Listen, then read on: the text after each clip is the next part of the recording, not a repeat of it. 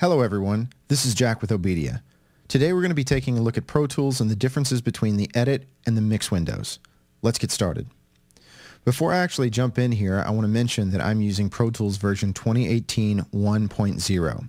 If you're watching this video in the future at some point and there's a different newer version, there may be some new options, or if you have an older version of Pro Tools and you're watching this video, you may not see some things, or things may be in different places. So I just want to mention that.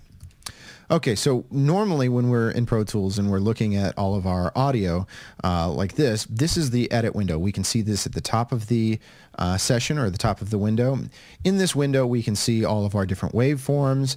We have a transport up here. We have our large counter, different tools, some different view options over here on the left. And then we have different rulers and that kind of stuff here. We will go through those options here in just a moment. If we hit Command equals on a Mac or Control equals on a PC, we will be able to see the mix window. And this is what looks like your traditional mixer in either a physical mixer or a DAW. You have your faders, your I/O, and then inserts and sends.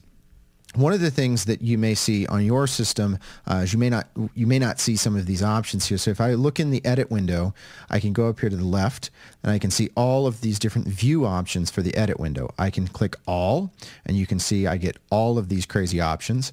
Of course, most of the time we don't need those, so I'm going to remove those. I can quickly do that by just holding Option on a Mac or Alt on a PC. And I'm going to remove most of these because I don't need a lot of those in this window. And then if I go to my mix window, I can come down here to the bottom left and I get a similar menu, and I'm just going to click all so we see the full option here when we can see every view option in the mix window. And then I'm just going to remove the ones I don't need. I can do this by either clicking this list just like I could in the edit window, or I can come up and just hold Option on a Mac or Alt on a PC and just remove the areas that I don't want. So I don't want those. And then up here, I also don't want the mic pre section, and I also don't want the instrument section.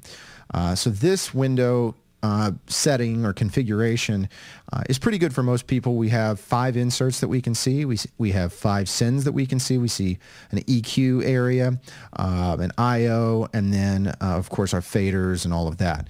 If for whatever reason one day you come in and you don't see the faders, that's kind of the whole point of the mix window, so it's nice to be able to see that. That is just a setting down here. So that being said, if we go back here, we have some different view options at the top of the edit window. We have zoom controls, we have transport, we have MIDI controls, and then we have synchronization, which often isn't used if you don't have any kind of external word clock or any kind of tape machine that you're using or other devices you're syncing to. And then you also have the output meters. We can, just like the other view options, we can click all and show all, or we can have a very minimal window here at the top of the edit window. Same idea we have over here on the left of the top of the edit window with the rulers. We have a whole bunch of different rulers. Now, sometimes you may have something like this. Maybe your Pro Tools rig was just installed and this is the default, or maybe you've added all of these different rulers for some reason. Often we don't need to see all of this. Most people don't need time code unless you're doing some type of broadcast thing where you have a specific time code. Feet and frames is more of a video thing. You probably don't need that. Samples, this is something that's a little bit more technical. Most people don't need to see that. And then often key and chords people aren't using. If you are using those, of course, keep those rulers there. By the way, I'm removing these by holding Option for Mac, Alt for PC. I also don't need chords. So this is the way I normally have it. Normally I'm doing projects that have a tempo, so I'm using a grid, which I can turn on and off my grid this way, just by this green grid button. I can choose the type of grid here. And I normally use meter if I have a meter change in the song or something like that. And then often I will use markers. Markers could be something as simple as song start. So I could say song start, or I could say, I could put in a marker and say this is the chorus, or whatever. And I can add the markers by either just hitting the plus sign here, which is the way a lot of people do it, or you can hit enter on the numpad on a Mac and add it that way. You can also select your main ruler. Notice as I select this ruler here, you can see this larger window changes. Normally I want it on bars and beats, but sometimes I might want a secondary ruler that shows me maybe minutes and seconds, so that way I can see the bars and beats marker, or I'm sorry, bars and beats location plus the minute and seconds. And then of course I have all of my tools here that I can enable. This is the normal setup for me. And then I can zoom in to the waveform this way and have some different presets here, different window view presets, and then zoom into the MIDI as well. I don't have any MIDI in this session. So that gives you kind of a rundown. Of course, here on the left, you have your 4 different edit modes, shuffle, spot, slip, and grid. And then if you click grid again, you get relative grid. There are some other videos that we'll go through that kind of talk about that a little bit more, so I'm not going to get into that right now. And then the last thing in the edit window is if we click this little arrow down here, we can show the clips list. Sometimes you may want to get in the clips list. And then the opposite side, we can show groups and then the track list here. And sometimes we want to see that. We can select tracks a little bit easier or add groups and that kind of stuff.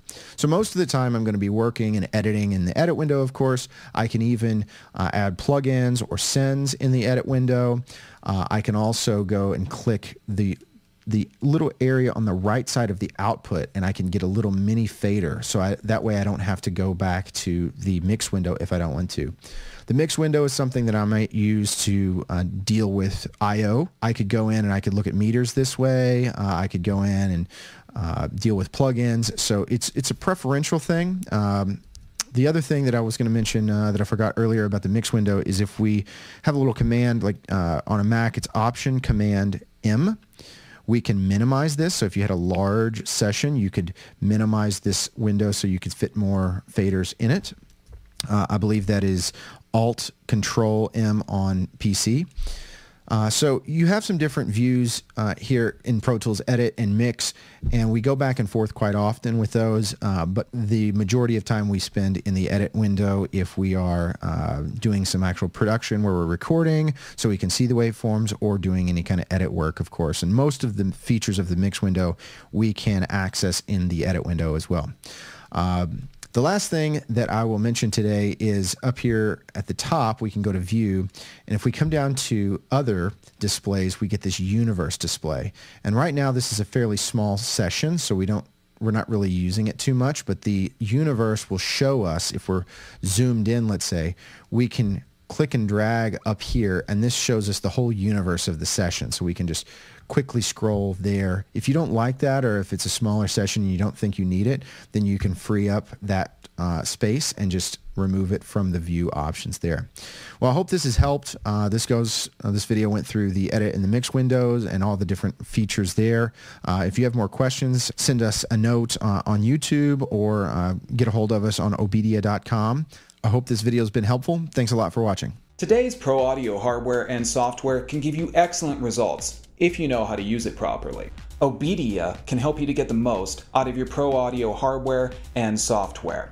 Why spend your time scouring the internet for answers or digging through manuals? With one quick call to an OBEDIA technician, you'll be connected with someone who can give you the answers that you need in real time via phone and remote desktop. OBEDIA technicians are trained in all major digital audio applications on Mac, PC, iOS, and Android devices.